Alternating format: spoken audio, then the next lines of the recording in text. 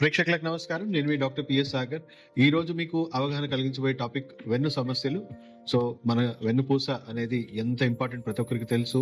ప్రతి ఒక్కరి వాళ్ళ లైఫ్ టైంలో ఎప్పుడో ఒకప్పుడు ఓవర్ స్ట్రెయిన్ అవడం వల్ల మెడ నొప్పి, నడుము నొప్పి, వీపు నొప్పి ఇలాంటి నొప్పులు సర్వసాధారణంగా మనం చూసే ఉంటాము. కొంతమందికి మనం చూస్తుంటాము విపరీతంగా వాళ్ళకి heavy pains, back pain, neck pain తోని వాళ్ళు రెగ్యులర్ వర్క్ కూడా వాళ్ళు చేసుకోవడానికి చాలా ఇబ్బంది పడతా ఉంటారు. కొంతమంది బెడ్ రిడన్ కూడా అవుతా ఉంటారు.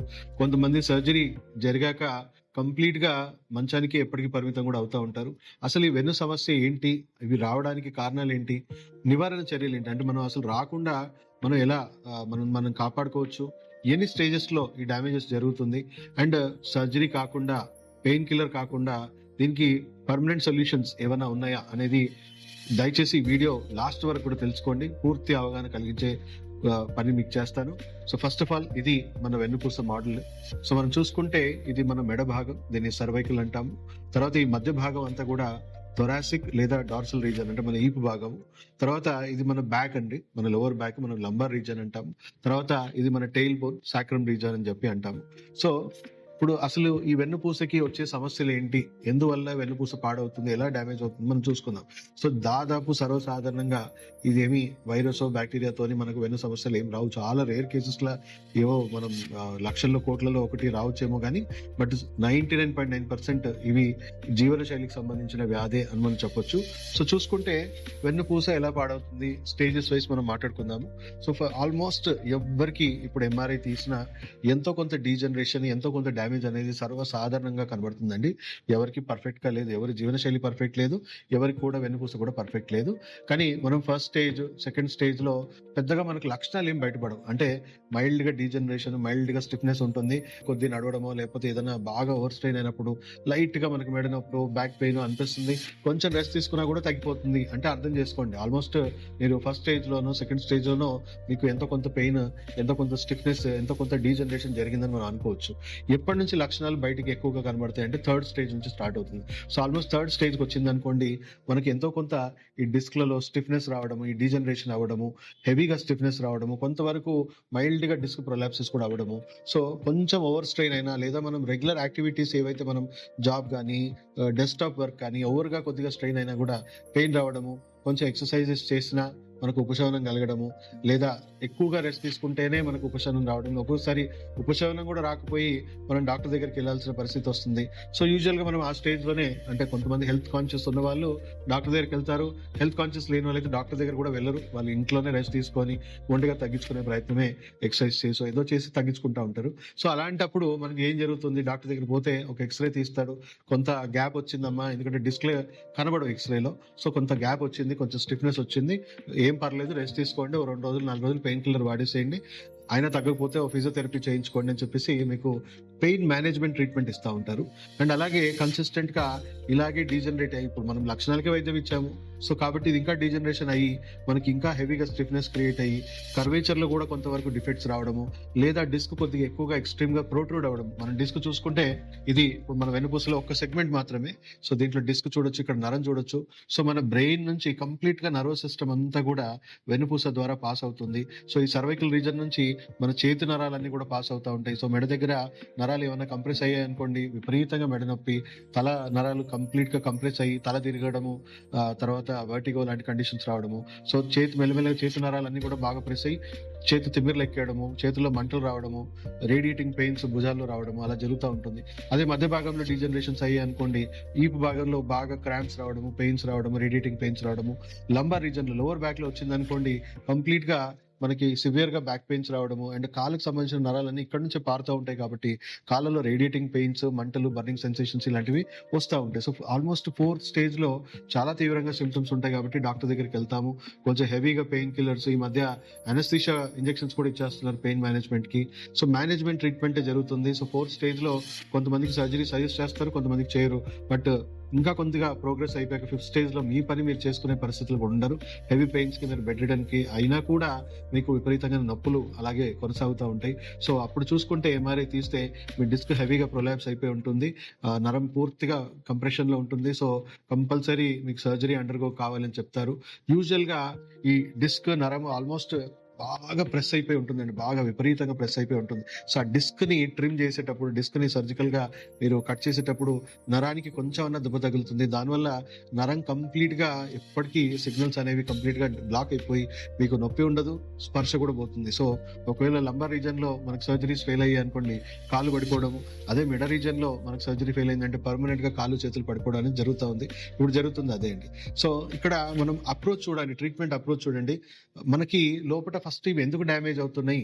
వెన్నుపూస డైరెక్ట్‌గా వెన్నుపూసలో మీకు ఏదైనా బయట నుంచి ఏదైనా గుద్దింది, యాక్సిడెంట్ అయింది లేదా కింద పడి కదిలింది అంటే ఏ ప్రకృతి సహజమైన డ్యామేజ్ జరగలేదు. ఆర్టిఫిషియల్‌గా బయట నుంచి జరిగింది అనుకుందాం. దానికి మనం ఒప్పుకుందాం కరెక్టే అని. బట్ చాలా మందికి 90% జీవనశైలి వ్యాధులతోనే వస్తున్నాయి. మనం టైంకి తినట్లేదు. ఇక్కడ మన జీర్ణకోశం ఉంటుంది. ఇక్కడ మన యూరినరీ బ్లాడర్ సంబంధించింది ఉంటుంది. సో టైంకి తినట్లేదు. మన గట్ హెల్త్ పాడవుతుంది. యాసిడ్స్ పెరిగిపోతా ఉన్నాయి. రాంగ్ హ్యాబిట్స్ ఉన్నాయి మనకి. సో దానివల్ల మన గట్ హెల్త్ పాడవుతుంది. టాక్సిసిటీ పెరుగుతా ఉంది. సో వీటి నుంచి వచ్చే విషవాయువులన్నీ తగిలి ఈ వెన్నుపూస అంతా కూడా ఒక పచ్చి కొమ్మ నుంచి ఎండు కొమ్మలాగా డీహైడ్రేట్ అయిపోయి లోపటి నుంచి స్ట్రక్చరల్ గా వీక్నెస్ వచ్చి మెల్లిమెల్లిగా దాని ఒరిజినల్ కర్వేచర్ లో డిఫెక్ట్స్ రావడము, డీజనరేట్ అయిపోయి డిస్కులు డీహైడ్రేట్ అయిపోయి చిరిగిపోయి డిస్కులు ప్రొట్రూడ్ అవ్వడము, నరాలు తీవ్రంగా కంప్రెస్ అవ్వడం జరుగుతుంది. సో ఇక్కడ అర్థం చేసుకోవాల్సింది ఏంది, ఇప్పటి వరకు మీకు చెప్పిన ట్రీట్మెంట్ లో ఈ గట్ హెల్త్ ని రీసెట్ చేయడం కానీ, ఇన్ఫ్లమేషన్ ని తగ్గించడం కానీ, లేదా కొన్ని కేసెస్ లో ఆటోఇమ్యూన్ డిసార్డర్స్ అంటే యాంకిలోజింగ్ స్పాండిలోసిస్ అంటాం, మొత్తం వెన్నుపూస డీహైడ్రేట్ అయిపోతుంది, డీజనరేట్ అయిపోతుంది, ఫ్యూజ్ అయిపోతా ఉంది. సో ఈ లక్షణాలకే వైద్యం ఇస్తున్నాం కానీ రోగ మూలాలని కంప్లీట్ గా నెగ్లెక్ట్ చేయడం వల్ల రోగం అనేది ఏ స్టేజ్ లో కూడా ఆగట్లేదు. అండ్ లాస్ట్ స్టేజెస్ లో చూసుకుంటే ఇది చాలా స్ట్రక్చరల్ గా హెవీ వీక్నెస్ వల్ల మీరు చేసుకునే చిన్న చిన్న దినచర్య యాక్టివిటీస్ కూడా ఎక్కువ ప్రెషర్ బిల్డ్ చేసి ఇంకెక్కువ స్ట్రక్చరల్ గా టేర్ డ్యామేజ్ యాడ్ చేస్తూ ఉంటాయి. సో అక్యుపంక్చర్, ఫంక్షనల్ మెడిసిన్ లో ఎలాంటి వైద్యం అందుబాటులో ఉంది, ఎలా మనం ఫర్దర్ స్టేజెస్ ని మనం ప్రివెంట్ చేసుకోవచ్చు, ఎంతవరకు మనం నాన్ సర్జికల్ గా కరెక్ట్ చేసుకోవచ్చు, మళ్ళీ రెస్ట్ ఆఫ్ ద లైఫ్ మళ్ళీ నార్మల్ లైఫ్ మనం లీడ్ చేయొచ్చా అనే విషయం మీద మనం తెలుసుకుందాం. So first of all A patient కైనా కూడా థర్డ్ స్టేజ్ వచ్చినా, ఫోర్త్ స్టేజ్ వచ్చినా, ఫిఫ్త్ స్టేజ్ లో మనకి 50% ఎందుకంటే ఆల్రెడీ హెవీగా స్ట్రక్చరల్ డ్యామేజ్ అయిపోయింది. ఇంకా సర్జికల్ గా అది సక్సెస్ అవ్వదు, నాన్ సర్జికల్ గా అట్లీస్ట్ మనకు 50% ఛాన్స్ ఉంటుంది. అండ్ ఫోర్త్ స్టేజ్ లో ఉన్న వాళ్ళు డెఫినెట్లీ నాన్ సర్జికల్ గా రికవర్ అవుతారు. బట్ వాళ్ళు పూర్తికి 100% సామర్థ్యంతో వాళ్ళు జీవితాంతం వర్క్ చేయలేరు. కేవలం 60 to 80% మధ్యలో సామర్థ్యంతోనే వాళ్ళు జీవితాంతం వర్క్ చేసుకోగలరు. థర్డ్ స్టేజ్ లో ఉన్న వారు ఆల్మోస్ట్ 90% మళ్ళీ నార్మల్సీ రిటర్న్ చేసుకోవచ్చు. అంటే ఎంత అర్లీ స్టేజ్ లో ఈ వైద్యం స్టార్ట్ అవుతే అంత మంచిదని మనం గ్రహించాలి. సో ఫస్ట్ పేషెంట్ కి కాజ్ ఆఫ్ డ్యామేజ్ ఐడెంటిఫై చేస్తాం. ఎందువల్ల వెన్నుపూస డీజనరేట్ అవుతుంది, డ్యామేజ్ అవుతుంది అనేది మనము వాళ్ళ జీవన విధానం ఎలా ఉంది, ఆహార విధానం ఎలా ఉంది, అండ్ వాళ్ళ బాడీలో ఎలాంటి టాక్సిన్స్ ఉన్నాయి, ఎలాంటి ఫంక్షనల్ డిఫెక్ట్స్ ఉన్నాయి, గట్ హెల్త్ ఎలా ఉంది, ఇమ్యూన్ సిస్టమ్ ఎలా వర్క్ చేస్తుంది. సో డ్యామేజ్ కి పూర్తి కారణాలు తెలుసుకొని పార్ట్స్ మార్చుకోవడం బెటరా లేకపోతే వ్యవస్థని సరి చేసుకోవడం బెటరా. సో మేము వాళ్ళకి పూర్తిగా diet, life style, medicine, treatment ఇచ్చేసి లోపల జరిగే కణాల లెవెల్లో డ్యామేజ్ అంతా కూడా ఆగిపోయేలాగా అండ్ దీనికే స్ట్రెంత్ రీజనరేషన్ వచ్చేలాగా మళ్ళీ ఎండు కొమ్మ నుంచి పచ్చి కొమ్మలాగా మారడానికి మళ్ళీ మాక్సిమం స్ట్రెంత్ లైఫ్ రిటైన్ అవ్వడానికి కావాల్సిన పోషకాలు ఇచ్చుకుంటూ అక్యుపంక్చర్ లో నాన్ సర్జికల్ ప్రోటోకాల్స్ ఉన్నాయి, నాన్ సర్జికల్ ట్రీట్మెంట్స్ ఉన్నాయి. సో వెంట్రుక మందం సూది ఒక డిస్క్ లో మనం ఇక్కడ నుంచి రెండు వైపుల నుంచి ఇన్సర్ట్ చేసి ఒక ఎలక్ట్రోడ్స్ లాగా పెట్టి దీనికి ఎలక్ట్రోమాగ్నెటిక్ స్టిమ్యులేషన్స్ తరంగాలు మనం ఇస్తూ ఉంటాం. సో ఇలా స్టిమ్యులేట్ చేస్తూ ఉంటాం. సో పేషెంట్ కండిషన్ బట్టి ఆ డిస్క్ ప్రొలాప్సెస్ బట్టి వాళ్ళ ఎంఆర్ఐని అన్ని స్టడీ చేసి ఎన్ని సెషన్స్ లో మనం నాన్ సర్జికల్ గా ఈ కరెక్షన్ చేయొచ్చు అని చెప్తాము. యూజువల్ గా క్రానిక్ కేసెస్ లో మాకు 2 months ట్రీట్మెంట్ లో మేము కంప్లీట్ గా రికవర్ చేయొచ్చు. అంటే దాదాపు 4th, 5th స్టేజ్ లో ఉన్న వాళ్ళకి 2 months to 3 months కూడా పట్టొచ్చు. అక్యూట్ స్టేజ్ ఉంటే 1 to 2 months లోపే మనం ఈ నాన్ సర్జికల్ కరెక్షన్ చేయొచ్చు. అంటే almost 3rd to 4th stage ఉన్న వాళ్ళకి. సో తక్కువ టైంలోనే మనము ఆ డిస్క్లు ఏవైతే ఉన్నాయో, ఏవైతే ఈ నాన్ సర్జికల్ ట్రీట్మెంట్స్ అంటే మిమ్మల్ని కొయ్యకుండా, మిమ్మల్ని డ్యామేజ్ చేయకుండా, మీ నరాల మీద ఎలాంటి డ్యామేజ్ గురి చేయకుండా మనం డిస్క్లని మళ్ళీ వెనక్కి రీసెట్ చేయడము. ఒకవేళ డిస్క్లు కదిలే పొజిషన్ లో లేవనుకోండి, మెల్లిగా న్యూరోఫిజియాలజీ మారుస్తాం. అంటే మెల్లిమెల్లిగా స్టిమ్యులేట్ చేసుకుంటూ నరాలని కొద్దిగా డివియేట్ చేయడం వల్ల వాటి మీద ఉన్న ఒత్తిడి తగ్గిపోయి మీకు ఎలాంటి పెయిన్ అనేది, రేడియేటింగ్ పెయిన్స్ అనేవి ఉండకుండా చేయొచ్చు. అండ్ ఎంత అర్లీ స్టేజ్ లో మనం ఈ ట్రీట్మెంట్ స్టార్ట్ చేస్తే అంత తక్కువ డ్యామేజ్ తో, అంత తక్కువ ట్రీట్మెంట్ తో మనం బయటపడొచ్చు. అండ్ ప్రపంచ ఆరోగ్య సంస్థ కూడా, ఈవెన్ సర్జన్స్ కూడా అపీల్ చేసింది, మీకు ఒకవేళ ఏదైనా పెద్ద సమస్య అంటే ఇప్పుడు మీకు ఏదో సర్జరీ జరిగి డ్యామేజ్ అయిపోయి రప్చర్ అయిపోయింది అనుకోండి, తప్పనిసరిగా మీరు సర్జరీ చేయాలి. బట్ ఒకవేళ బాడీలో ఉన్న ఫంక్షనల్ డిఫెక్ట్స్ వల్ల, జీవన శైలి వల్ల మనకి డ్యామేజ్, డీజనరేషన్ జరిగి పేషెంట్ సఫర్ అవుతే పెయిన్ కిల్లర్స్ లాంగ్ టర్మ్ వాడి వాళ్ళ కిడ్నీలు ఫెయిల్ అవ్వకూడదు. సో సర్జరీస్ ఏవైతే ఉన్నాయో చాలా మందికి 10లో 9 మందికి వాళ్ళు కాలు చేతులు పడిపోయే అవకాశాలు ఎక్కువ ఉన్నాయి. సో ప్రపంచ ఆరోగ్య సంస్థ కూడా మన అక్యుపంక్చర్ ట్రీట్మెంట్ ప్రతి హాస్పిటల్లో కూడా ఇంటిగ్రేటెడ్ అప్రోచ్ లో దీన్ని ఇంట్రడ్యూస్ చేస్తున్నారు. Shortly AIIMS hospital, already Ganga Ram hospital, Safdarjung హాస్పిటల్లో ఢిల్లీలో ఎప్పటి నుంచో స్టార్ట్ అయ్యాయి సెంట్రల్ గవర్నమెంట్ హాస్పిటల్స్ లో. ఇప్పుడు ఎయిమ్స్ లో కూడా స్టార్ట్ అవబోతున్నాయి. 2028 to 30 లోపు ప్రతి హాస్పిటల్ కూడా ఇది రాబోతుంది. కానీ మనం ముందే అవగాహన తెచ్చుకొని మీరు మమ్మల్ని అప్రోచ్ అవ్వడం వల్ల మీరు అనవసరమైన సర్జరీస్ ని కానీ అనవసరమైన మెడికేషన్ ని కానీ వాడకుండానే మీరు రికవర్ అవ్వచ్చు. సో చాలా సింపుల్ ప్రొసీజర్స్, కానీ ఎంత లేట్ అవుతా అంత కాంప్లికేట్ అయిపోతా ఉంటుంది. అంతే లెవెల్లో మీరు కూడా సఫరింగ్ పెరిగిపోతా ఉంది, ఖర్చు కూడా పెరిగిపోతా ఉంటుంది. సో దయచేసి ప్రతి ఒక్కరికి వెన్ను సమస్యలకి సంపూర్ణ పరిష్కారం అక్యుపంక్చర్ లో, అది కూడా ఫంక్షనల్ మెడిసిన్ కాంబినేషన్ లో మీకు అద్భుతమైన ఫలితాలు ఉన్నాయి. ఎంతో మంది ఇప్పుడు మీకు చాలా టెస్టిమోనియల్స్ కూడా మేము ప్లే చేస్తాము. చాలా మంది యంగ్స్టర్స్ నుంచి చూసుకుంటే ఓల్డ్ ఏజ్ వాళ్ళు కూడా చాలా మంది ఉన్నారు. సర్జరీ కండిషన్స్ లో ఉన్న వాళ్ళు మా దగ్గరికి వస్తారు. వాళ్ళు రికవర్ అయ్యాక 15 years 20 years దాటిపోయినా కూడా వాళ్ళకి మళ్ళీ ఇంకో చిన్న కంప్లైంట్ కూడా లేదు. ఎందుకంటే వాళ్ళకి ఏ జీవన శైలి వల్ల వాళ్ళకి వస్తా ఉందో వాళ్ళకి ఆ జీవన శైలిని సరి చేసుకోమంటాం. కరెక్ట్, మా పని సర్వీసింగ్ వరకే, మెయింటెనెన్స్ ఎలా చేసుకోవాలో కూడా మేము నేర్పిస్తాం.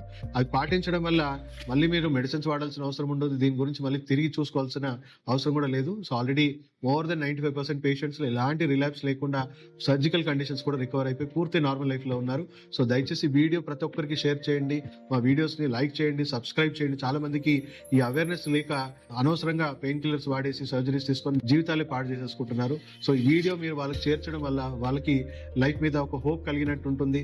అనవసరమైన వైద్యానికి, అనవసరమైన రిస్క్ కి దూరంగా వాళ్ళు ఆరోగ్యంగా ఉండడానికి దోహదపడుతుంది. సో దయచేసి ఈ వీడియో ప్రతి ఒక్కరికి షేర్ చేయాల్సిందిగా మీ అందరినీ మళ్ళీ కోరుకుంటూ సెలవు తీసుకుంటూ మీ డాక్టర్ సాగర్.